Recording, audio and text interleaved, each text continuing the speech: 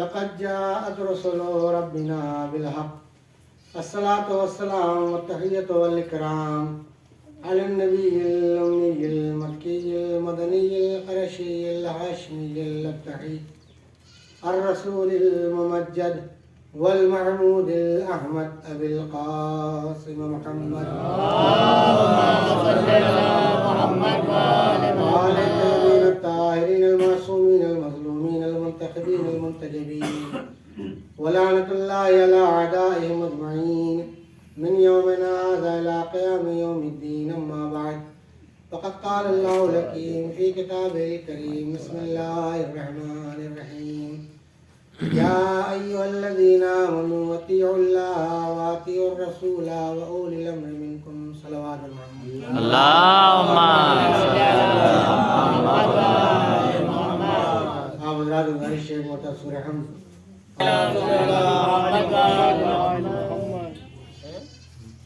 قرآن مجید کی مشہور آیتوں میں سے یہ ایک آیت ہے جو اکثر مجالس میں آپ سماعت کرتے رہتے ہیں. اللہ نے اس آیت میں 3 اطاعتوں کا حکم دیا ہے. ایک اپنی اطاعت کا، اپنے رسول کی اطاعت کا اور صاحبان امر کی اطاعت کا. اور ظاہری اعتبار سے تینوں اطاعتوں میں کوئی فرق نہیں ہے. جو لفظ اللہ نے اپنی اطاعت کے لیے استعمال کیا وہی لفظ اللہ نے اپنے رسول کی اطاعت کے لیے استعمال کیا اور وہی لفظ صاحبان امر کی اطاعت کے لیے استعمال کیا. اطاعت کے عنوان سے کوئی فرق نہیں ہے تینوں میں.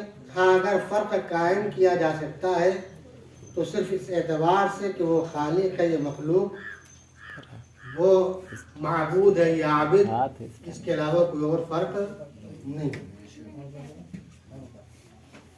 اللہ کی اطاعت میں اور رسول کی اطاعت میں مسلمانوں میں کوئی اختلاف نہیں. سب اللہ کی اطاعت بھی کرتے ہیں اور رسول کی اطاعت بھی کرتے ہیں. اختلاف ہے صاحبان امر کی اطاعت میں، اور اس اختلاف کی وجہ یہ ہے کہ کیونکہ صاحبان امر آج تک طے نہ ہو سکے لہذا اطاعت بھی طے نہیں ہو سکے. لیکن ہمارے یہاں تمام علماء مفسرین اور حدیث میں یہ بات مسلم ہے کہ اولی الامر سے مراد ہمارے یہاں ائمہ معصومین علیہم الصلوۃ والسلام، اور ان کی اطاعت اللہ نے ہم پر واجب کی. اسی آیت کریمہ کے ذیل میں چند باتیں آپ کے سامنے عرض کروں گا. اس سے پہلے تمہیدی طور پر ایک بات میں آپ کے سامنے عرض کروں. دیکھیں، اطاعت ایک ہوتی ہے حقیقی اطاعت اور ایک ہوتی ہے مجازی اطاعت. حقیقی اطاعت اللہ کی ہے، رسول کی ہے اور صاحبان امر کی، جس کا اللہ نے حکم دیا. اس کے علاوہ جتنی اطاعتیں ہم پر واجب کی گئی ہیں سب مجازی اطاعت ہے، حقیقی اطاعت نہیں.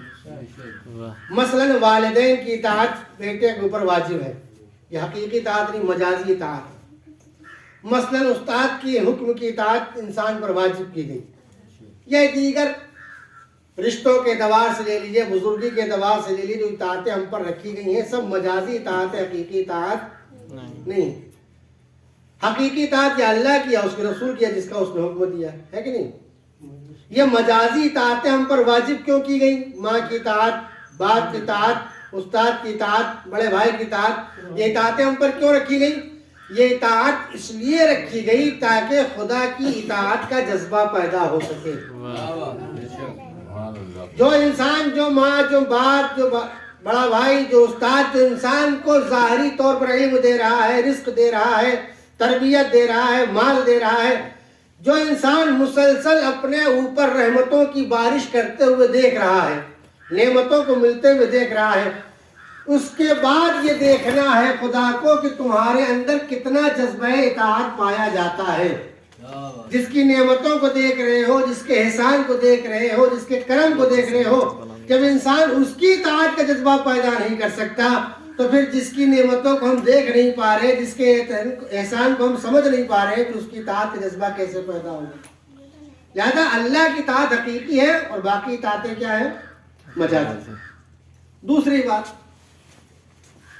لیکن دنیا میں جتنے بھی افراد ہیں، ہم ہو چاہے آپ، یہ ہے مزاج انسانی، فطرت انسانی بلکہ آپ کہہ لیجیے. ہر انسان کے مزاج میں یہ ہوتا ہے کہ وہ اپنے حق میں تعریف کو پسند کرتا ہے. بات جھوٹی کیوں نہ ہو، تعریف جھوٹی کیوں نہ ہو، لیکن تعریف سننا انسان پسند کرتا ہے. لیکن اگر ایک بات سچ کہہ دی جائے، تنقید ہو، وہ انسان سننا پسند نہیں کرتا ہے کہ نہیں. مثال کے طور پر، مثال کے سامنے ایک مثال، مثلا ایک شاعر نے شعر پڑھا، وہ شعر اس کا اپنا نہیں، مثال دے رہا ہوں، اس کا اپنا شعر نہیں ہے. جیسے میں شاعر نہیں ہوں، میں کسی کا کلام پڑھ دوں، میں ممبر اترا، آپ نے تعریف کے ساتھ مولانا بڑی اچھی فکر ہے آپ کی، بڑے اچھے الفاظ ہیں، بڑے اچھے اشعار ہیں. ہمیں پتا ہے کہ نہ ہماری فکر ہے، نہ ہمارے الفاظ ہیں، نہ ہمارے اشعار ہیں، مگر ہم کبھی پلٹ کے یہ نہیں کہیں گے صاحب تعریف کے حقدار ہم نہیں ہیں، وہ شاعر اس سے شعر کا. ہم زیادہ تجربہ رکھتے ہیں. کیوں؟ اس لیے کہ انسان ہمیشہ تعریف کو پسند کرتا ہے، تنقید کو پسند نہیں کرتا. اب مثال کے طور پر انسان نے غلط بات کہی، جھوٹ بولا، بہتان لگایا، الزام لگایا، کوئی بات، آپ کہیں صاحب آپ جھوٹ بول رہے ہیں، وہ آپ سے خوش ہو جائے گا؟ ناراض ہو جائے گا. تو حق بات سچی کیوں نہ ہو مگر انسان سننے کے لیے تیار نہیں، تعریف جھوٹی کیوں نہ ہو انسان اس کو سننے کے لیے تیار. یہ ہمارا اور آپ کا مزاج، مگر آل محمد کا مزاج یہ نہیں ہے. اسی لیے کہ علی کے سامنے دو طرح کے لوگ تھے. کچھ وہ تھے جو علی کو خدا کہہ رہے تھے، کچھ وہ تھے جو علی کو بندہ بھی نہیں مان رہے تھے. ٹھیک نہیں؟ کچھ وہ تھے جو علی کو خدا کہہ رہے تھے، کچھ وہ تھے جو علی کو بندہ بھی نہیں مان رہے تھے. اب بتائیے ہم اور آپ اگر ہوں، کوئی فری میں عہدہ میں دے دے، منصب دے دے، خطاب دے دے، خوش ہوں گے کہ ناراض؟ ہوتا کہ نہیں ہوتا؟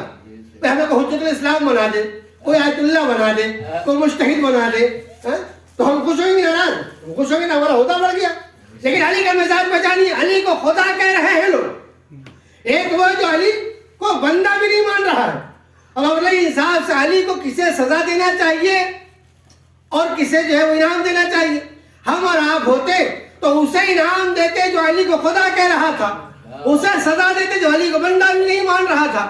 مگر جب تاریخ نے لکھا تو کیا لکھا کہ علی نے اسے سزا نہیں دی جو علی کو بندہ نہیں مان رہا تھا، اسے آگ میں جلایا جو علی کو خدا کہہ رہا تھا. ہے کہ نہیں؟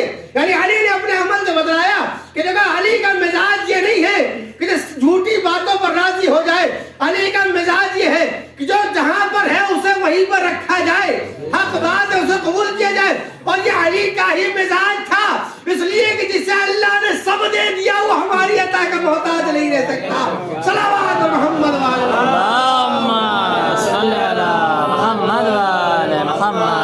ہم جھوٹی تعریفوں کے محتاج ہیں، ہم جھوٹے عہدوں کے محتاج ہیں، ہمارے پاس ہے نہیں محتاج ہے. لیکن جس کی کائنات میں ٹھوکر ہو، جس کی ٹھوکر میں کائنات ہو، اسے کس کی ضرورت ہے؟ وہ کس کا محتاج ہے؟ اسے ہماری ضرورت نہیں ہے. تو تعریف ہر انسان چاہتا ہے، مگر اس تعریف کو انسان پسند کرے جو واقعی ہو، جو حقیقی ہو. اسی لیے آپ دیکھیں، میں نے بھی پہلی جملہ کہا تھا کہ حقیقی اطاعت کس کی ہے؟ اللہ کی. باقی اتنی اطاعتیں کہ مجازی ہیں. ایسی حقیقی تعریف کا حقدار بھی صرف ذات پروردگار ہے. باقی جتنی تعریفیں سب مجازی تعریف ہیں. حقیقی تعریف کا حقدار کون ہے؟ صرف پروردگار. اس کے علاوہ کوئی حقیقی تعریف کا حقدار نہیں. کیوں؟ کہ اس لیے کہ تعریف کی حقیقت یا حقیقی تعریف اس چیز کی اوپر ہوتی ہے کہ جو آپ کی اپنی ہو. اگر کسی کی حقیقی تعریف کی جائے تو حقیقی تعریف اسی وقت صادق آئے گی جب وہ چاہے آپ کی اپنی ہو. آپ کے علم کی تعریف کرے، وہ بھی آپ کا نہیں، اللہ کے احسان سے آپ کو ملا. آپ کے مال کی تعریف کرے، وہ اس میں بھی آپ کمال نہیں، اللہ کی نظر کرم سے ملا. حتیٰ کہ انسان کی جان اپنی جان نہیں، حیات اپنی حیات نہیں، زندگی اپنے اختیار میں نہیں. تو انسان کی کس چیز کی تعریف کی جائے جو حقیقی تعریف ہو؟ صرف خدا ہے جس کے پاس اپنا سب کچھ ہے، کسی کا لیا ہوا نہیں، کسی کا محتاج نہیں. نہ کسی کے آنے سے وہ آیا ہے، نہ کسی کے ہٹانے سے وہ جانے والا ہے. حقیقی تعریف کا حقدار صرف ذات پروردگار ہے. میں دلیل پیش کرتا ہوں اس کی آپ کے سامنے. دیکھیں آپ سب مسئلہ جانتے ہیں نماز کا. نماز کا ایک مسلم مسئلہ یہ ہے کہ کوئی نماز مستحب ہو چاہے واجب، کوئی بھی نماز بغیر سورہ الحمد کے نہیں ہو سکتی. سب مسئلہ جانتے ہیں. دوسرے سورے میں اختیار دیا گیا ہے. آپ انا اعطینا پڑھیے، انا انزلنا پڑھیے، قل هو اللہ پڑھیے، کوئی سورہ پڑھیے. پہلے سورے میں اختیار ہے کسی کو؟ نہیں. سورہ الحمد پڑھنا ہی پڑھنا ہے، چاہے زیارت کی نماز پڑھیے، چاہے اعمال کی نماز پڑھیے، چاہے ظہر عصر کی نماز پڑھیے. سورہ الحمد میں کسی کو اختیار نہیں، دوسرے سورے میں اختیار دیا. کیوں اختیار نہیں ہے؟ کہ اس لیے کہ سورہ شروع کہاں سے ہوتا ہے؟ بسم اللہ الرحمن الرحیم، الحمدللہ رب العالمین. تمام تعریف اس کی ہے جو عالمین کا پروردگار ہے، جو عالمین کا رب ہے. کیوں؟ اس لیے پروردگار جانتا تھا کہ انسان اتنا احسان فراموش ہے کہ اگر اسے مسلسل آزادی دے دی گئی، مسلسل آزاد چھوڑ دیا گیا، تو نہ کبھی سجدے کی توفیق پیدا ہوگی، نہ کبھی تعریف کی توفیق پیدا ہوگی. لہذا اللہ نے ایک ایسا نظام بنایا، نظام میں ایک دین کو رکھا، دین میں نماز کو رکھا، تاکہ بندہ اگر اپنے اختیار سے اللہ کی تعریف نہیں کر سکتا تو جب مصلی عبادت پر آئے تو سب سے پہلا جملہ یہ کہے، پروردگار اگر تعریف کا حقدار تو ہے، تیرے علاوہ کوئی نہیں. واہ واہ واہ واہ، سبحان اللہ. نماز شروع پہلا جملہ پروردگار الحمدللہ رب العالمین، پروردگار تعریف کا حقدار صرف تو ہے، تیرے علاوہ کوئی نہیں ہے. اسی لیے آپ دیکھیں کہ دن میں 5 نمازیں ہیں، 5 نمازوں میں 10 مرتبہ کم سے کم مومن نماز میں یہ کہتا ہے کہ نہیں، الحمدللہ رب العالمین. ابھی صبح کے بستر میں بیٹھا ہوا ہے، مؤذن نے صدائے اذان بلند کی، انسان مصلی عبادت پر آیا، کہا دیکھو بعد میں دعا کرنا، اہدنا الصراط المستقیم دعا بعد میں کرنا، لیکن پہلے ہماری قدرت کی تعریف کرو، حکمت کی تعریف کرو، زندگی کی تعریف کرو، پہلے ہماری تعریف کرو. جب بستر تو اٹھایا پہلا جملہ کہلوایا الحمدللہ رب العالمین. جب انسان رات میں بستر کی طرف جانے لگا کہا نماز عشاء میں پھر کہہ کر جاؤ الحمدللہ رب العالمین. واہ واہ واہ واہ، سبحان اللہ. جب دن میں کاروبار سے فرصت ملے اللہ کی بارگاہ میں آگے کھڑے ہو تو کہو الحمدللہ رب العالمین. یعنی اللہ نے انسان کو اس وظیفے میں باندھ دیا کہ بستر سے اٹھو تو کہو اللہ تو ہی تعریف کا حقدار ہے، جب درمیان میں ہو تب بھی کہو اللہ تو ہی تعریف کا حقدار ہے، جب بستر پر جانے لگو تب بھی کہہ کر جاؤ اللہ تعریف کا حقدار تو ہے. اس لیے دن میں نہ جانے کتنے موقع ایسے آئیں گے، کتنے کام ایسے آئیں گے، کتنے مرحلے ایسے آئیں گے جہاں انسان کے اندر غرور پیدا ہوگا، تکبر پیدا ہوگا، سرکشی پیدا ہوگی، احسان فراموشی پیدا ہوگی. پروردگار نے کہا نہیں دیکھو سوتے جاگتے اٹھتے بیٹھتے جب زبان پر اقرار رہے گا کہ تعریف کا حقدار تو ہے، تیرے علاوہ کوئی نہیں، تو میری کوئی طاقت تمہیں میرے سامنے جھکنے سے روک نہیں سکتی. ایک صلوات محمد اللہم صلی علی محمد محمد. حقیقی تعریف کا حقدار کون ہے؟ صرف ذات پروردگار. اسی لیے انسان صبح و شام کیا کہلوایا گیا؟ الحمدللہ رب العالمین. تعریف کا حقدار کون ہے؟ صرف ذات پروردگار. جتنی تعریفیں سب مجازی تعریف. اور آپ دیکھیں کہ ایک وہ تعریف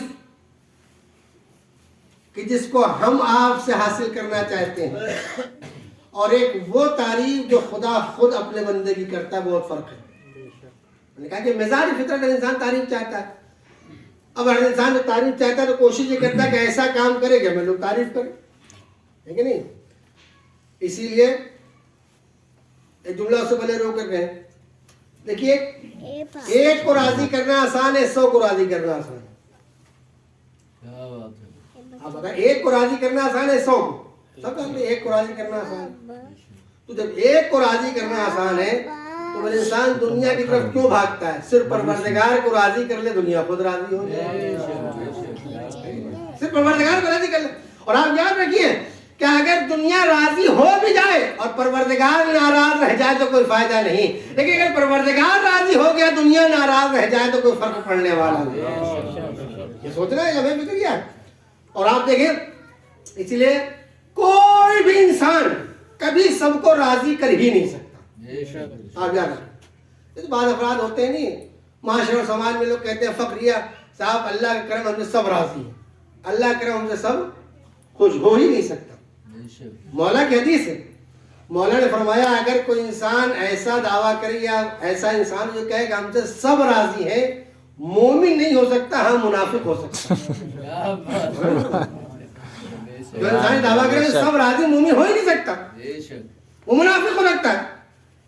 آپ نے بتلایا کیا نبی سے زیادہ آپ کے پاس کمالات ہیں، علی سے زیادہ آپ کے پاس کمالات ہیں، ان سے زیادہ تقویٰ ہے. جب نبی اور امام سب کو راضی نہ کر سکے، آپ بتائیں تاریخ، جب نبی اور امام سب کو راضی نہ کر سکے تو ہماری اور آپ کی کیا اوقات؟ سب کو راضی کرنے کا مطلب دیکھیں 5 انگلیاں جب برابر نہیں ہوتی تو سماج کے سارے افراد بھی برابر نہیں۔ کتنا اچھا آپ کھانا پکا دیجئے، 100 نے کھایا تو ایک ایسا ضرور مل جائے گا تو کوئی کمی نکال دے گا، ہوتا ہے؟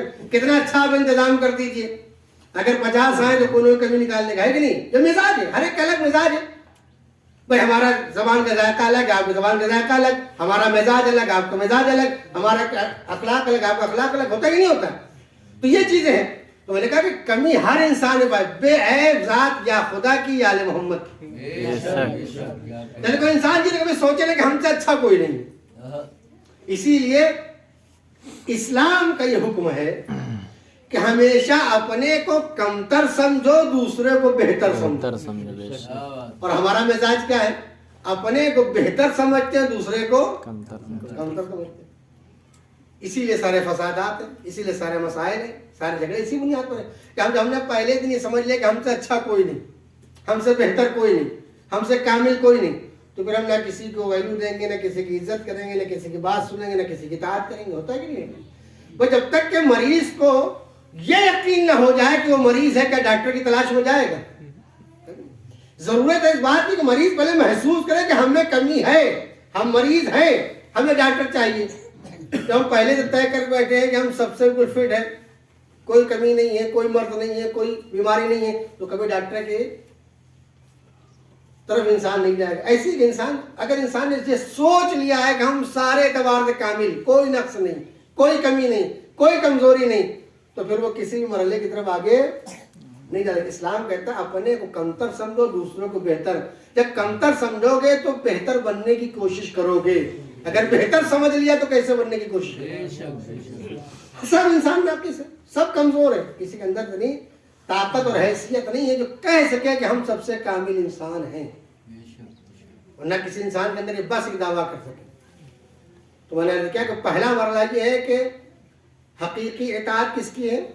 صرف پروردگار، باقی اتنی اطاعتیں سب مجازی۔ حقیقی تعریف کا حقدار کون ہے؟ صرف ذات پروردگار، باقی اتنی تعریفیں سب مجازی۔ دوسری بات میں نے دیکھی تھی کہ ہر انسان تعریف خواہ ہے، ہر انسان تعریف چاہتا ہے، چاہے جھوٹی صحیح۔ ہم نے دیکھا مختلف کام کیے کیوں؟ تاکہ تعریف مل جائے لوگوں کی، لیکن جو کام خدا کے لیے کیا جاتا ہے تعریف بھی خدا ہی کرتا ہے۔ اور اگر ہم نے آپ سے تعریف لے بھی لی تو کب تک باقی رہے گی؟ جب تک آپ باقی رہیں گے تعریف باقی رہے گی، جب تک سننے والے باقی رہیں گے تو تعریف باقی رہے گی۔ آپ ختم ہوئے تعریف ختم، کہنے والا ختم ہوا تعریف ختم، سننے والے ختم ہو تعریف ختم ہو۔ لیکن اسی خدا تعریف کرتے، جب تک خدا رہے گا تعریف رہے گی۔ اسی لیے اگر یہاں تک آپ نے میری بات ملاحظہ کر لی تو جملہ تاریخ سرد کروں، اس لیے تاریخ نے لکھا کہ پیغمبر کے ہم رکاب ہو کر میدان میں جنگ کرنے والے بہت تھے، لیکن سب کی تعریف خدا نے نہیں کی، ہر مجاہد کی تعریف نہیں کی۔ نہ جانے کتنے لوگ تھے جو پیغمبر کے ہم رکاب ہوئے، اسلام کو دفاع کرنے کے لیے میدان جنگ میں گئے، مگر کوئی اس لیے گیا تاکہ تاریخ لکھنے والے تاریخ لکھ لے، کوئی تعریف کے لیے گیا، کوئی مال غنیمت کے لیے گیا۔ یہی وجہ ہے کہ جب جنگ کرنے والے ہی نے دیکھا کہ لکھنے والا کوئی نہیں، مال غنیمت کی امید نہیں، دیکھنے والا کوئی نہیں، تعریف کرنے والا کوئی نہیں، میدان سے قدم اکھڑ کر واپس چلا آیا۔ مگر تاریخ نے لکھا ایک مجاہد وہ تھا جو تنہا میدان میں جنگ کر رہا تھا، سب چھوڑ کر چلے گئے پیغمبر کو، مگر یہ لڑنے والا لڑ رہا تھا۔ کیوں؟ اسے نہ لوگوں کو امید تھی، نہ تعریف کی امید تھی، نہ تاریخ کی امید تھی، کسی سے امید نہیں تھی۔ یہ اس لیے میدان میں گیا تھا کہ اللہ کا حکم تھا۔ تو جب اللہ نے دیکھا کہ لڑنے والا میرے لیے لڑ رہا ہے، کہا جبرائیل جا کر قصیدہ پڑھو، لا فتح الا علی لا صاحب اللہ نے قصیدہ پڑھوایا۔ یہ قصیدہ کب پڑھا تھا؟ 1400 سال پہلے۔ آج بھی قصیدہ باقی اور قیامت تک باقی رہے گا۔ اگر تعریف چاہیے تو اللہ کی بارگاہ سے لو، جب وہ تعریف کرتا ہے تو جب تک وہ رہے گا تعریف باقی رہے گی۔ اور آپ دیکھیں کہ تعریف کا انداز بھی الگ ہے۔ اللہ نے صرف علی کی تعریف نہیں کی، جہاں علی کی تعریف کی وہاں علی کی تلوار کی بھی تعریف کی کہ لا فتح الا علی، علی جیسا کوئی جوان نہیں اور ذوالفقار جیسی کوئی تلوار نہیں۔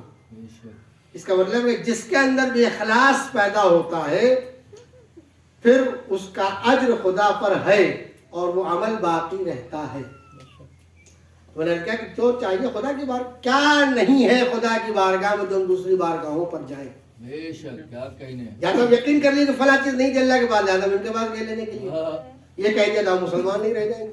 تو جب سب اللہ کے پاس ہے دوسروں کے پاس جانے کی ضرورت کیا؟ کیا بات ہے. یہ سارے مرحلے اس وقت پیدا ہوتے. دیکھیے یہ کہنا بہت آسان ہے کہ ہم اللہ کو مانتے ہیں رسول کو مانتے ہیں, لیکن عمل سے اس کو ثابت کرنا بہت سخت ہے. بے شک اسی لیے جو قرآن آیت میں نے پڑھی کہ یا ایھا الذین آمنوا اطیعوا اللہ واطیعوا الرسول واولی الامر منکم, اللہ نے کہا کہ اللہ کی اطاعت کرو, اس کے رسول کی اطاعت کرو, صاحبان امر کی اطاعت کرو. کیوں بولیا؟ اس لیے کہ اصل محبت ظاہر ہوتی ہے اطاعت سے. بے شک آپ ہمیں کتنا چاہتے ہیں تب معلوم ہوگا جب ہمارے ہر حکم کی تعمیل کریں. بے شک بے شک ہوتا ہے کہ نہیں؟ جب ہمارے ہر حکم کی تعمیل ہوگی ہم سمجھ جائیں گے آپ ہمیں مانتے بھی ہیں محبت بھی کرتے ہیں. لیکن دو چار مانا دو چار چھوڑ دیا, اس کا مطلب محبت میں کہیں کمی رہ گئی ہے.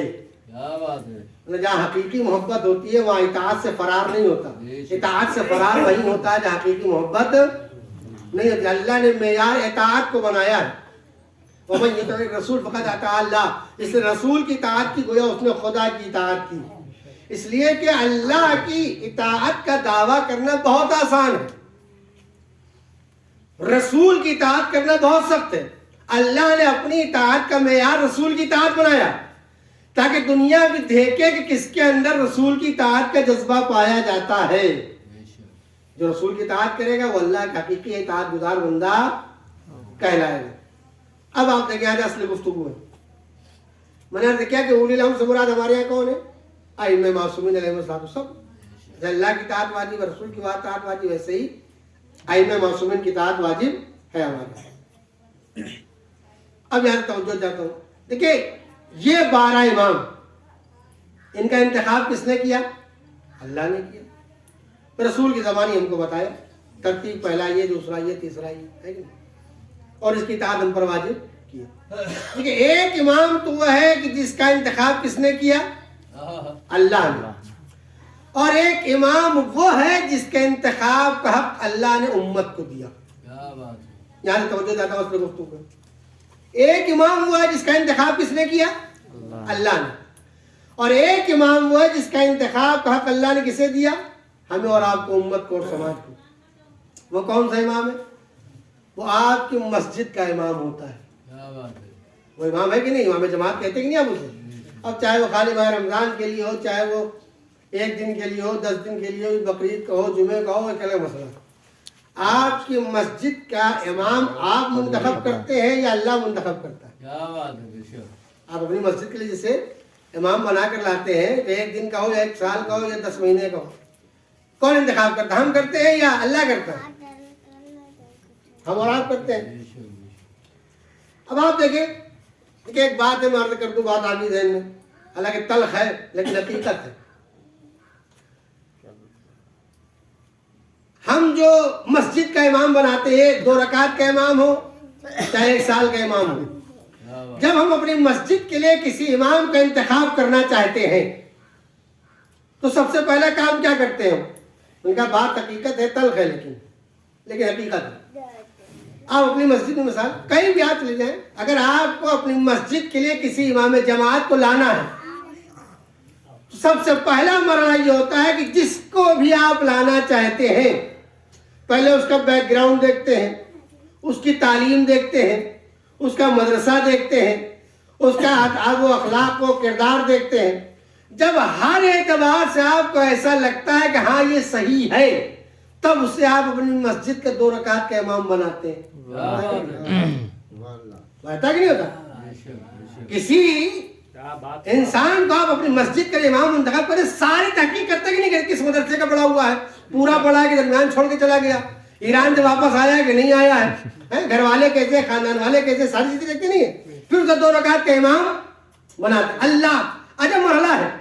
آپ اپنی مسجد کے لیے 2 رکعت کا امام, مثلاً عید کی نماز کی 2 رکعت تو ہوئی, 2 رکعت کا امام اگر آپ اپنے لیے تلاش کرتے ہیں تو اس تمام تر تحقیقات کرنے کے بعد اسے مصلی عبادت پر کھڑا کرتے ہیں، جب آپ مطمئن ہو جاتے ہیں کہ ہر طریقے سے کامل ہے، صحیح ہے، تب اسے مصلی عبادت پر کھڑے ہوتے ہیں اور تمام لوگ اس کے پیچھے جماعت پڑھتے ہیں۔ تو میں نے کہا 2 رکعت کے امام کو جب منتخب کرنا ہوتا ہے ساری تحقیقیں ہوتی ہیں، لیکن جب ممبر پر کسی ذاکر کو لاگے بٹھانا ہوتا ہے تو کتنی تحقیق کرتے ہیں۔ واہ سبحان اللہ، واہ واہ کیا بات تلخ لیکن حقیقت ہے۔ آپ بتائیے کبھی کسی ذاکر کو آپ کو بلانا ہوا، میں علماء کی بات نہیں کہ ذاکر کی بات کر رہا ہوں، کسی ذاکر کو لائک کبھی تحقیق کیا آپ نے؟ یہ کس مدرسے کا پڑھا ہوا ہے، ایران گیا کہ نہیں گیا ہے، درمیان میں چھوڑ دیا کہ پورا پڑھا، نمازی ہے کہ نہیں، اخلاق کیسا ہے، کبھی غور کیا نہیں؟ ذاکری کا معیار کیا جو مشہور ہے اسے بلا لیا گیا۔ واہ یعنی اس کا مطلب کیا کہ امت نے اور سماج نے ممبر کا معیار الگ کر دیا، محراب کا معیار الگ کر دیا، جبکہ حقیقت یہ ہے اگر اسلام کی نگاہ سے دیکھا جائے تو جو ممبر کا معیار ہے وہی محراب کا معیار ہے، بے شک جو مسجد کا معیار ہے وہی ممبر کا معیار ہے۔ میں دلیل دیتا ہوں آپ کو اس کے سامنے۔ نماز جمعہ سب پڑھتے ہیں، سب جانتے ہیں مسئلہ، لیکن نماز جمعہ کا مسئلہ یہ آپ کسی سے پوچھ سکتے ہیں یا پڑھ سکتے ہیں۔ نماز جمعہ کا مسئلہ یہ ہے کہ جو نماز سے پہلے خطبے ہوتے ہو 2 پھر نماز ہوتی ہے۔ نماز جمعہ کا مسلم مسئلہ یہ ہے کہ جو انسان خطبہ دے گا وہی انسان جماعت پڑھائے گا۔ یہ نماز جمعہ کا مسلم مسئلہ ہے۔ جو انسان نماز جمعہ کا خطبہ دے گا وہی انسان محراب میں کھڑے ہو کے نماز جمعہ پڑھائے گا۔ ایسا نہیں ہو سکتا کہ جب آپ تقریر اچھی کرتے ہیں خطبہ آپ دے دیجئے، آپ نماز اچھی پڑھاتے نماز آپ پڑھاتے، نہیں ہو سکتا۔ حتیٰ کہ مثال کے طور پر ایک مولانا نے خطبہ دیا، خطبہ دینے کے بعد ان کی حالات ایسی ہوگی کہ نماز نہیں پڑھا سکتے، تو اب نماز جمعہ نہیں ہوگی، نماز ظہر ہوگی۔ مسئلہ سمجھ لیجیے۔ نماز جمعہ کا مسئلہ کیا ہے کہ جو انسان خطبہ دے گا وہی نماز پڑھائے گا، دوسرا نماز نہیں پڑھا سکتا۔ کیوں؟ پروردگار نے کہا یہی تو بدلانا چاہتے ہیں، معیار کو سمجھو، دین کو سمجھو، دین کے معیار کو سمجھو۔ ہم تمہیں 1400 سال سے سکھاتے چلے آ رہے ہیں کہ جو ممبر پہ جانے کے لائق ہے وہی محراب میں جانے کے واہ لائق واہ ہے۔ واہ واہ سبحان اللہ، واہ واہ ہم 1400 سال سمجھا رہے ہیں جو ممبر پہ جانے کے لائق ہے وہی محراب میں جانے کے لائق ہے، جو محراب میں جانے کے لائق ہے وہی ممبر پہ آنے کے لائق ہے۔ تو اگر ہم نے اللہ کے دین پر عمل کرنا ہے تو وہی معیار بنانا ہوگا جو خدا نے معیار بنایا ہے۔ بے شک اور اگر ہم نے معیار بدل دیا، آج معیار بدل گیا، ممبر کا معیار الگ ہو گیا، مسجد کا معیار الگ ہو گیا۔ مسجد کے لیے مولانا ڈھونڈا جاتا ہے، ممبر کے لیے ذاکر ڈھونڈا جاتا ہے۔ نہیں، کہا نہیں ممبر کو اسے بٹھاؤ کہ کم سے کم اتنی صلاحیت رکھتا ہو کہ اگر محراب میں کھڑا کرنے کی ضرورت پڑ جائے تو کھڑا ہو سکے۔ اتنی صلاحیت ہونا چاہیے، اتنا قدرت ہونا چاہیے۔ میں نے کہا ہم نے الہی معیار کو چھوڑ دیا، مزاج دین کو چھوڑ دیا، ہم نے معیار الگ بنا دیا۔ نہیں، جو یہاں آنے کے لائق ہے وہی وہاں جانے کے لائق ہے، جو وہاں جانے کے لائق ہے وہی یہاں آنے کے لائق ہے۔ بات درمیان میں آگے جو میں نے کر دیا، تو اصل بات کیا تھی؟ میں نے کہا جو مسجد کا امام منتخب کرتے ہیں اس کا انتخاب کون کرتا ہے؟ ہم اور آپ کرتے ہیں، اللہ کرتا ہے؟ ہم آپ کرتے ہیں، ساری تحقیق کرتے ہیں۔ اس کے بعد بھی کبھی کبھی ایسا ہوتا ہے کہ کچھ دنوں بعد پتہ چلتا ہے کہ صاحب ہم سے غلطی ہو گئی، ہماری معلومات میں کمی رہ گئی، ایسے نہیں تھے ویسے تھے، ہوتا کہ نہیں تھے، بدل دیے جاتے ہیں۔ ہم ساری محنت کر لیتے ہیں چونکہ ہمارا علم ناقص ہے، ہماری کوشش ناقص ہے، لہذا ہمارا انتخاب میں کمی نکل سکتی ہے، لیکن اسے اللہ منتخب کرتا ہے، اس میں کمی ممکن نہیں۔ اب آپ دیکھیں آخری بات اس سلسلے کی، آپ نے ایک انسان کو امام جماعت منتخب کر لیا، وہ چاہے آپ کے گاؤں کا یا گاؤں کے باہر کا ہو، بیٹا ہو، بھتیجا ہو، بھانجا ہو، رشتہ دار کوئی ہو، ایک انسان کو آپ نے اپنا امام بنا لیا نماز کے لیے، مسجد میں محراب میں آپ نے کھڑا کر دیا۔ اب حکم کیا ہے، مسئلہ کیا؟ سب مسئلہ جانتے ہیں۔ حکم یہ ہے شریعت کا کہ اگر آپ نماز جماعت کی نیت کر کے کھڑے ہوئے ہیں تو خبردار امام سے پہلے کوئی عمل انجام نہیں دے سکتے، ہے کہ نہیں؟ سب مسئلہ جانتے ہیں۔ جب تک امام جماعت رکوع میں نہیں جائے گا آپ نہیں جا سکتے، جب تک وہ سجدے میں نہیں جائے گا آپ نہیں جا سکتے، نہ پہلے سر اٹھا سکتے ہیں نہ پہلے سر جھکا سکتے ہیں۔ اگر جان بوجھ کر آپ یہ کر رہے ہیں تو نماز جماعت باطل ہے آپ کی، ہے کہ نہیں؟ مسئلہ سب جانتے ہیں۔ سوال ہے پروردگارا، ہم نے جسے محراب مسجد میں کھڑا کیا ہے، میرا بیٹا ہے، میرا بھانجا ہے، میرا بھتیجا میرے گاؤں کا میرے سامنے پڑھا ہے، لکھا ہے، بڑا ہے، جوان ہوا ہے، ہماری جیسا ہے، نماز تیری ہے۔ اگر ہم نے رکوع آگے کر لیا پہلے، یا رکوع سے سر پہلے اٹھا لیا، یا سجدے میں پہلے چلے گئے، سجدے سے سر پہلے اٹھا لیا، کیا مسئلہ؟ بھائی تو ہمارا بچہ ہے، ہمارے درمیان کا ہے، ہمارے جیسا ہے، نماز تیری ہے، تیری نماز میں تو کمی نہیں آ رہی ہے، لیکن آواز پتہ کہ نہیں، خبردار، جب تک کہ تم نے انتخاب نہیں کیا تھا تم جیسا تھا، واہ سبحان اللہ. لیکن جب انتخاب کر کے تم نے ایمان تسلیم کر لیا تو اب جیسے ہم کہیں گے ویسے چلنا پڑے گا. نہ پہلے رکوع میں جا سکتے، نہ پہلے سجدے میں جا سکتے، نہ پہلے سر اٹھا سکتے. وعدے پہچانا اللہ نے کیوں انسانوں کو اس بات کے انتخاب کا حق دیا کہ اپنی مسجد کا امام منتخب کرو؟ کیا مصلحت تھی، کیا فلسفہ تھا؟ کیا اس لیے ہم نے اختیار دیا کہ اپنا امام خود منتخب کرو مسجد کے لیے، نماز کے لیے؟ کیوں کہ ہم یہ بتلانا چاہتے ہیں کہ جو خدا 2 رکعت کے امام کی مخالفت برداشت نہیں کرتا، کیا کہنا ہے، واہ واہ واہ واہ. جو خدا 2 رکعت کے امام کی مخالفت برداشت نہیں کر سکتا، وہ اس امام کی مخالفت کیسے برداشت کر سکتا ہے جسے پوری زندگی کا امام بنایا جا رہا ہو؟ ایک صلوات اور محمد اللہم صلی علی محمد. یہ اللہ نے تربیت دی ہے، ایک تربیت کا طریقہ ہے کہ اللہ کے گھر سے انسان سیکھے دین کیا ہے، شریعت کیا ہے، احکام شریعت کیا ہے. ہم نے نماز کو صرف ایک عادت کے طور پر انجام دیا، مسجد میں ایک عادت کے طور پر گئے. جس طریقے سے مجلس ایک تربیت گاہ ہے، ایک درس گاہ ہے، ویسے مسجد بھی ایک درس گاہ ہے. اب یاد رکھیں، جیسے مجلس میں تعلیم دی جاتی ہے تو مسجد میں بھی تعلیم دی جاتی ہے. مسجد ہے وہ اتحاد کا مرکز ہے، اتحاد سکھاتا ہے، متحد ہونا سکھاتا ہے. اس لیے آپ دیکھیے کہ جماعت کی صفیں بنتی ہیں، اس میں کیا حکم ہے؟ شانے سے شانہ ملا ہونا چاہیے، کاندھے سے کاندھا ملا ہونا چاہیے، درمیان میں فاصلہ نہیں ہونا چاہیے. سب جانتے ہیں کیوں؟ روزگار سکھانا چاہتا ہے کہ جیسے ہم نے تمہیں اپنی مارگاہ میں جب بلایا اور کھڑا کرایا تو سب کے کاندھوں سے کاندھوں کو ملا دیا، شانوں کو شانوں سے ملا دیا. اس بات کا درس ہے کہ جیسے تم میری بارگاہ میں شانہ بشانہ ہو کر کھڑے ہو، ایسی جب مسجد سے باہر جاؤ تو سماج میں ہر مومن دوسرے مومن کے شانہ بشانہ ہونا چاہیے، ہر ایک کاندھے سے کاندھا ملا ہونا چاہیے. اور حقیقت یہ دیکھیں، بات آگے دن مرد کر دیں. دیکھیں آج کے زمانے میں مشکل یہ ہے کہ کوئی انسان کسی دوسرے انسان کی ترقی برداشت نہیں کرتا. آج کے زمانے میں کوئی انسان کسی دوسرے انسان کی ترقی برداشت نہیں کرتا. ہوتا کہ نہیں ہوتا؟ کیوں؟ اس لیے کہ وہ یہ سمجھتا ہے کہ اگر ہم نے اسے سہارا دے دیا یہ آگے نکل جائے گا، ہم پیچھے رہ جائیں گے.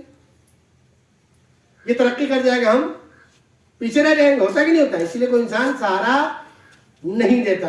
لیکن آپ دیکھیں، میں توجہ چاہتا ہوں، دیکھیں یہ فکر بدلنے کی ضرورت ہے، سوچ بدلنے کی ضرورت ہے، نظریہ بدلنے کی ضرورت ہے. ہم یہ سمجھتے ہیں کہ اگر ہم نے کسی کو کاندھا دے دیا، سہارا دے دیا تو وہ آگے نکل جائے گا، ہم پیچھے رہ جائیں گے، وہ اوپر ہو جائے گا، ہم نیچے رہ جائیں گے. یہ منفی فکر، اسے مثبت فکر بنائیے. مثبت فکر کیا ہے کہ اگر آپ کا سہارا نہ ہوتا تو وہ بلندی تک نہیں جا سکتا تھا. اب اگر سامنے والا باظرف ہوگا تو آپ کا احسان مانے گا، کم ظرف ہوگا تو آپ کا احسان نہیں مانے گا. لیکن اس کی بنیاد پر آپ اپنی ذمہ داری سے پیچھے نہیں ہٹ سکتے. آپ نے کسی کو کاندھے کا سہارا دے دیا، بلندی دے دی، ایسا نہیں کہ وہ بلند ہو گیا آپ نیچے رہ گئے. اگر دیکھا جائے تو آپ نہ ہو تو وہ بلند نہیں ہو سکتا. مثال دوں میں آپ کے سامنے، فرض کر لیں کہ یہاں پر ایک بلب لگا ہوا، ہمارا ہاتھ نہیں جا رہا، ہم نے آپ گودی میں اٹھایا، کندھے میں اٹھایا، کہا بلب کھول دیجیے، آپ نے بلب کھول دیا. اب ایک یہاں 2 تصور ہے. ایک منفی تصور یہ ہے کہ آپ ہم سے اونچے ہو گئے، ہم نیچے رہ گئے. ایک مثبت سوچ یہ ہے کہ اگر ہمارے کاندھوں کا سہارا نہ ہوتا تو آپ اس بلندی تک نہیں پہنچ سکتے تھے. لیکن نظریہ بدلنے کی ضرورت ہے، سوچ بدلنے کی ضرورت ہے، فکر بدلنے کی ضرورت ہے. صرف جو ہے وہ بلند ہونا کمال نہیں ہے، بلکہ بلند کرنا بھی اس سے بڑا کمال ہے. اس کی دلیل یہ ہے، تاریخ آپ سنتے رہتے ہیں کہ جب خانہ کعبہ میں پیغمبر بت گرانے گئے، سب تاریخ جانتے ہیں، سارے بتوں کو گرا دیا. جو اوپر کے بت تھے، پیغمبر نے علی سے کہا، علی میرے کاندھوں پر آ جاؤ اور اوپر کے بتوں کو گرا دو. علی کاندھے پر سوار سارے بتوں کو گرا دیا. پیغمبر نے پوچھا، یا علی کیسا محسوس کر رہے ہو؟ کہ رسول اللہ اتنا بلند محسوس کر رہا ہوں، چاہوں تو آسمان کے ستارے ہاتھ سے توڑ لوں. سنتے نہیں تاریخ میں، آپ بڑے سے سنتے رہتے ہیں. میں جملہ کہنا چاہتا ہوں، میں کہتا ہوں دیکھیں مسئلہ کیا تھا کہ اوپر کے بتوں کو توڑنا تھا، پیغمبر کا ہاتھ نہیں جا رہا تھا. ہونا یہ چاہیے تھا کہ پیغمبر علی سے کہتے علی تم بیٹھو میں تمہارے کاندھے میں کھڑا ہو جاؤں گا. کہہ سکتے تھے کہ نہیں کہہ سکتے تھے؟ اگر کہتے تو علی فخر محسوس کرتے اور کرتے, لیکن نہیں. نبی نے علی کے کاندھوں کا سہارا نہیں لیا. علی نے کہا میرے کاندھوں پر آؤ. رہتی دنیا تک یہ پیغام دیا کہ صرف بلند ہونا کمال نہیں ہے, کسی کو کاندھے میں بلند کر دینا یہ اس سے بڑا کمال ہوا کرتا ہے. صلوات محمد اللہم صلی علی محمد وعلی محمد. نظریہ بدلنے کی ضرورت ہے, سوچ بدلنے کی ضرورت ہے, ذہنیت بدلنے کی ضرورت ہے, فکر بدلنے کی ضرورت ہے. آپ یہ سوچ کر پیچھے نہیں ہو سکتے کہ اگر ہم نے سہارا دے دیا تو یہ آگے نکل جائے گا, ہم پیچھے رہ جائیں گے. اسلام کا نہیں, تم اپنی ذمہ داری کو پورا کرو. وہ باظرف ہے کہ کم ظرف ہے, ایک بات کا مسئلہ ہے. اگر باظرف ہوگا تو احسان مانے گا, کم ظرف ہوگا تو احسان نہیں مانے. اسے تاریخ نے لکھا کہ اگر خانہ کعبہ میں پیغمبر نے علی کو اپنے کاندھے پر اٹھایا تو جنگ احد میں مولا کائنات نے پیغمبر کو اپنے آغوش میں اٹھایا کہ نہیں اٹھایا؟ سب سنتے رہتے. تو میں نے کہا آپ اپنی ذمہ داری سے پیچھے نہیں ہٹ سکتے, آپ ذمہ داری اسے انجام دیں. پیغمبر نے کہا اللہ نے کہا کہ دیکھو ہم تمہیں یہی درس دے رہے ہیں, یہی سکھا رہے ہیں کہ جو مسجد میں جو عالم ہے وہی سماج میں ہونا چاہیے. ہم نے تمہیں یہاں بلایا ہے سکھانے کے لیے, بتانے کے لیے. یہاں جو سیکھ کر جاؤ وہی باہر اجرا کرو. اسی لیے آپ دیکھیں کہ دنیا میں انسان ایک عجب المیہ سماج معاشرے کا, ایک بھائی بہت اچھی زندگی گزار رہا ہے, ایک بھائی تنگ دستی میں گزار رہا ہے. باپ تنگ دستی میں, بیٹا خوشحالی میں, ساری چیزیں نہیں. ہم زیادہ بہتر آپ جانتے ہیں تجربہ ہے. کیوں؟ اس لیے کہ کوئی کسی کا سہارا نہیں بن رہا. دیکھیں ایک عجیب چیز ہے, دنیا میں انسان کسی سے کتنا اختلاف کیوں نہ رکھتا ہوں, لیکن مرنے کے بعد عام طور پر اختلافات ختم ہو جاتے ہیں. ہوتا کہ نہیں ہوتا؟ اور حکم کیا ہے اسلام کا, انسان کو مر جائے تو قبرستان تک ضروری ہے کہ تمام مومن کاندھا دیں. میت کو کاندھا تو دیتے کہ نہیں دیتے؟ رشتہ دار ہو, غیر رشتہ دار ہو, دور کا ہو, گاؤں کا ہو, قریب کا ہو, سب کاندھا دیتے ہیں, ہے کہ نہیں؟ کیوں کاندھا دیتے ہیں؟ تاکہ اسے اس کی منزل تک پہنچا دیا جائے. جب قبر تک پہنچ دیا جائے اس کے بعد وہ کاندھا نہیں دیتا. کاندھا کیوں دیا جاتا ہے اور حکم کیوں دیا کاندھا دو؟ آپ دیکھیں, میں نے کہا کہ حکم اسلامی کو سمجھنے کی کوشش کریں. بھائی کیا ضرورت ہے کاندھا دینے کی؟ بھائی ہم اکیلے, ہم نے جو ہے وہ گاڑی پہ رکھا ہوں, مٹی لے کے کیا مشکل ہے؟ بھائی کیا ضرورت ہے قبرستان جا کے لوگ بدلتے ہوئے کاندھا بدلتے ہوئے جائیں, کاندھے جو ہے وہ میت کو قبر تک پہنچایا جائے. ہر عمل میں ایک حکمت ہے, ہر عمل کا ایک فلسفہ ہے, ہر عمل کی وجہ ہے. کہا دیکھو جب کوئی مومن مر جائے تو جو قبرستان تک, قبر تک کیسے پہنچاؤ؟ کاندھا دے کر. تمام مومن کاندھا دے. کیوں؟ تاکہ اسے اس کی منزل تک پہنچا دیا جائے. اسلام میں کہنا چاہتا ہے کہ دیکھو جس طریقے سے تم آج اس کے مرنے کے بعد اکٹھا ہوئے ہو اور سب چاہتے ہو کہ اسے کاندھا دے کے اس کے منزل تک پہنچا دیا جائے, کاش یہی فکر زندگی میں آ جاتی, اس کی حیات میں آ جاتی. ہر مومن دوسرے مومن کو کاندھا دیتا, ہر مومن دوسرے مومن کا سہارا بنتا, تو اس کی زندگی بھی بہتر ہوتی, تمہاری زندگی بھی بہتر ہو جاتی. کہ ہم نے مرنے کے بعد تو سارے کام کیے لیکن زندگی میں کوئی کام نہیں کرے. اسی لیے ایک مشہور حکایت ہے, ممکن ہے کہ بنائی بھی لیکن حقیقت ہے. ایک فقیر ایک دروازے پر گیا, اس نے بھیک مانگی تو نہیں کیا اور الٹی سیدھی باتیں اسے سنا دی. تو فقیر نے پلٹ کے کہا بھائی بتلاؤ, میں بھی مسلمان ہوں, تم بھی مسلمان. کہا کہا فرض کر میرا بھی دم نکل جائے, مر جاؤں, تو تم میرے لیے کیا کر سکتے ہو؟ تو کہا بھائی تم مسلمان ہو, تمہارے اس میں کفن کا انتظام کریں گے, تمہاری قبر کا انتظام کریں گے, اور ساری چیزوں کا انتظام کریں گے. تو اس نے کہا بھائی جو خرچ ہمارے مرنے کے بعد میرے اوپر کرنے والے ہو, جو خرچ تمہارے مرنے کے بعد ہمارے اوپر کرو گے, اگر تم مجھے وہ ابھی دے دو تو ہماری وہ نوبت ہی نہ آئے. ہے کہ نہیں؟ بظاہر حکایت ہے, مقولہ ہے, لیکن یہ حقیقت پر مبتنی ہے. آج آپ دیکھ لیجیے دنیا میں ہم سے زیادہ تجربہ رکھتے ہیں. دیکھ لیجیے سماج اور معاشرے میں جا کر باپ ماں جتنے بھی رشتے ہیں جب بستر پر لیٹے ہوئے ہیں, انتظار کر رہے ہیں, مگر کوئی دینے والا نہیں ہے. مرنے کے بعد دھوم سے تیویم بھی ہو رہا ہے, دھوم سے 40واں بھی ہو رہا ہے, دھوم سے برسی بھی ہو رہی, لاکھوں کروڑوں خرچ کیے جا رہے ہیں, مسجد میں پنکھے بھی لگ رہے. ہوتا کہ نہیں ہوتا؟ آپ یاد رکھیں بھائی 10 روپے جو مانگ رہا تھا زندگی میں 10 روپے نہیں دیے گئے, 10,000 خرچ کر دیے گئے مرنے کے بعد. ہوتا کہ نہیں؟ اور ایک جملہ سلوک کے بارے میں کہنا چاہتا ہوں, ماں ہو یا باپ, یہ بیٹ اولاد کی دولت کا انتظار نہیں کرتے ہیں یہ اس بات کا انتظار کرتے ہیں کہ اولاد 10 منٹ بیٹھ کے محبت سے گفتگو کر لیں ان سے. آپ کو تجربہ کریے, ماں باپ کبھی اولاد کی دولت کی لالچ نہیں رکھتے ہیں, وہ اس بات کا انتظار کرتے ہیں بیٹا بیٹھ جائے بغل میں, 2 محبت کے جملے بول دے, 2 محبت کی باتیں کر لے, ہے کہ نہیں. زندگی میں کوئی ویلیو نہیں دی, مرنے کے بعد لاکھوں کروڑوں خرچ کر رہے ہیں. یہ لاکھوں کروڑوں خرچ کرنا دلیل ہے کہ آپ نے ان کی خوشنودی کے لیے نہیں خرچ کیا ہے, سماج کی خوشنودی کے لیے خرچ واہ کیا. واہ واہ واہ. اگر ان کی خوشنودی کے لیے خرچ کرنا ہوتا تو جو زندگی میں مانگ رہے تو ہم زندگی میں دے دیتے.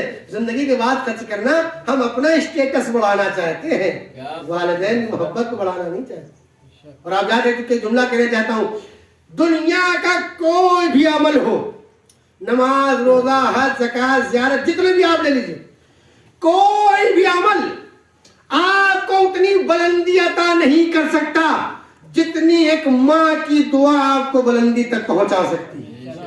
اور ذمہ داری سے کہہ رہا ہوں, حدیث کے نتیجے میں ایک ماں کی زبان سے نکلی ہوئی دعا جتنی جلدی اور یقینی طور پر آپ کو ترقی اور کمال عطا کر سکتی ہے, وہ آپ کا عمل عطا نہیں. اس لیے کہ عمل کوئی بھی ہو, واجب یا مستحب, اس کا انجام تو آپ دے سکتے مگر قبولیت کی ضمانت آپ نہیں لے سکتے. مگر ماں کی دعا کی قبولیت کی ضمانت خدا نے دی. لہذا کوشش یہ کریں کہ ماں کو راضی کریں, باپ کو راضی کریں. زندگی میں راضی کرنا یہ کمال ہے. مرنے کے بعد نام پر خرچ کرنا کمال نہیں, حالانکہ بھی ثواب ہے. مجلسیں, سال ثواب, یہ ساری چیزیں اپنی جگہ پر اجر ہے ان کا, اس سے انکار نہیں ہے. ثواب ہے ان کا, اس سے انکار نہیں ہے. لیکن اسلام یہ نہیں چاہتا ہے کہ مرنے کا انتظار کیا جائے تو نیکی بھیجی جائے اس کے نام اعمال. اسلام چاہتا ہے زندگی میں ان کا احترام کیا جائے, زندگی میں ان کی اطاعت کی جائے, زندگی میں ان کی حکم فرمائی کی جائے, ان کی باتوں کو مانا جائے. یہ کمال پایا جاتا ہے. یہ جذبہ اگر پیدا ہو گیا تو کمال ہے. اس لیے کہا جاتا ہے کہ مرنے کے بعد خرچ کرنا کمال نہیں, زندگی میں خرچ کرنا کمال ہے. بہت مشہور روایت پیغمبر کے 2 جملے میں عرض کر دیں. ایک شخص زمانے پیغمبر میں تھا, کھجور کی تجارت کرتا تھا. اسے جب ایسا لگا کہ ہم مرنے والے ہم نہیں بچیں گے تو اس نے لوگوں کو بلا کر یہ وصیت کی کہ دیکھو تو میں مر جاؤں تو پیغمبر نے کہنا میرا فلاں جگہ پر اتنا مال رکھا ہوا ہے کھجور کا, وہ غربا اور فقراء میں تقسیم کرا دیں گے. چند روز کے بعد وہ مر گیا.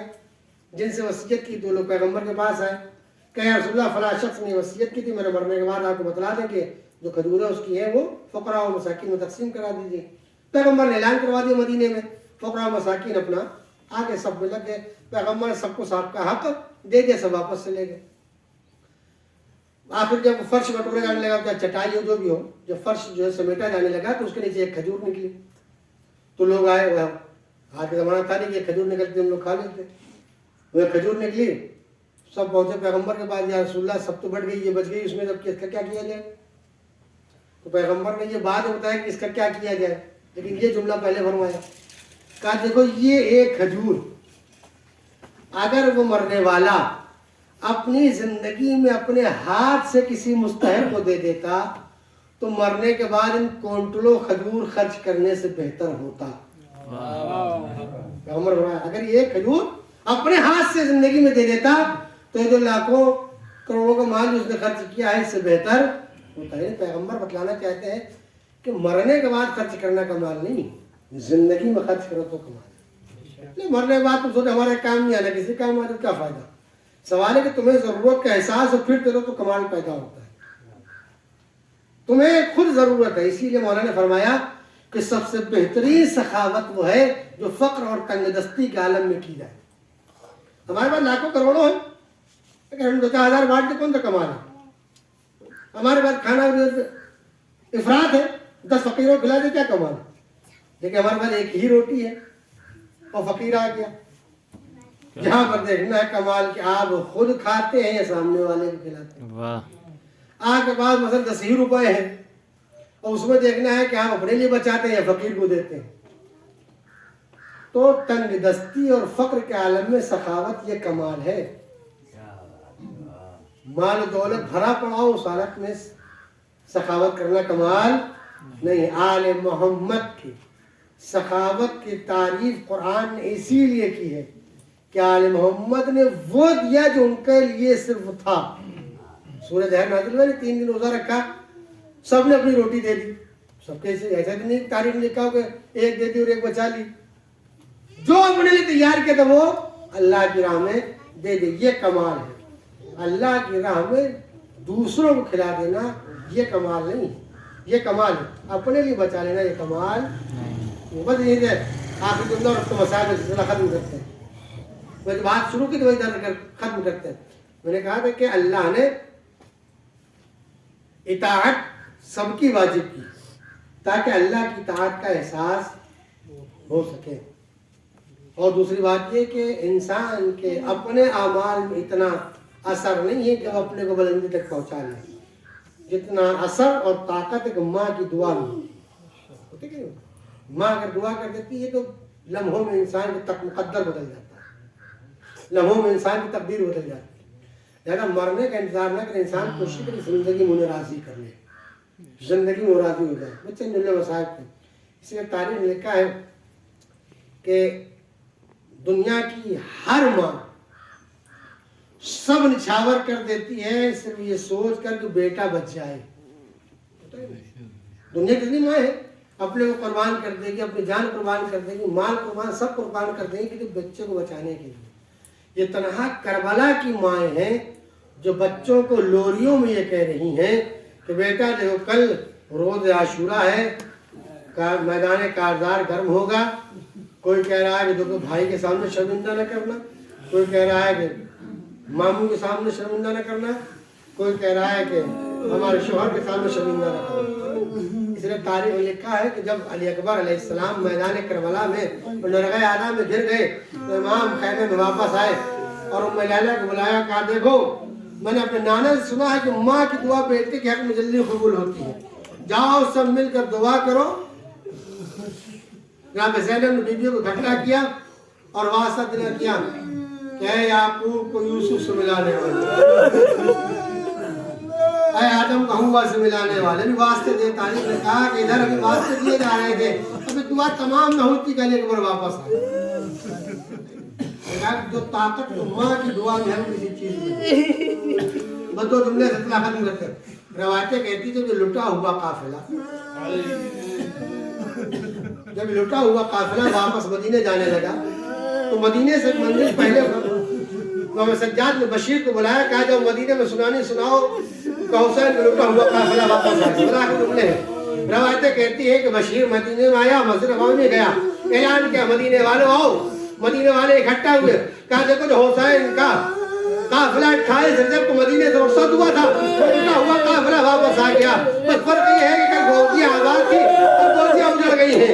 रवायतें कहती हैं कि ये सुनना था कि उन्होंने मोहम्मद हनफिया ने आसा का सहारा लिया। मुझे बताओ लुटा हुआ काफिला कहाँ है? कहा मदीने के बाहर ठहरा हुआ है। मोहम्मद हनफिया आसा का सहारा लेते हुए इमाम सज्जाद के पास पहुंचे। इमाम सज्जाद को देखा, बाहों में बाहें डाल दी। बस ऐसे ऐसा आलम हुआ, इमाम सज्जाद ने फौरन मोहम्मद हनफिया के हाथों को हटाया और पीछे कर दिया। मोहम्मद हनफिया ने कहा मेरे लाल कोई गुस्ताखी हो गई है, कोई गलती हो गई है, मैं तुमसे गले मिलने आया हूँ, हटाए दे रहे हो। सज्जाद ने कहा कि जजान आप समझे नहीं, मेरे गले में तोके खारदार डाला गया था, अभी इतना जख्मी है कि कोई वज़्न बर्दाश्त नहीं कर सकता। ये देखिए अभी भी जख्म ताजा है। मोहम्मद हनफिया ने वक्तों की है। रवायतें कहती है कि उधर बशीर ने सुनाई हुसैन कत्ल कर दिए गए, सुई कर दिए गए, बीवी को पर्दे छीन लिए गए। एक मर्तबा रवायतें कहती है कि एक बीबी उम्मुल बनीन बढ़ी और बढ़ने के बाद नजफ करो किया, कहे मेरे वाली वारिस सुन रहे हो, हुसैन मार दिया गया, हुसैन कत्ल कर दिया गया, मेरे वाली वारिस गवाह रहना, मैं अब्बास को न बख्शूंगी। बशीर ने सुना, कहे शहजादी आप क्या कह रही हैं? अरे क्यों अब्बास को न बख्शूंगी? क्या मैंने अब्बास से वादा लिया था कि जब तक तुम जिंदा रहना हुसैन पर आंच नहीं आना चाहिए। बशीर ने कहा शहजादी सुनिए तो सही, जब तक अब्बास जिंदा थे किसी की मजाल न थी कि हुसैन की तरफ निगाह उठा कर देखता।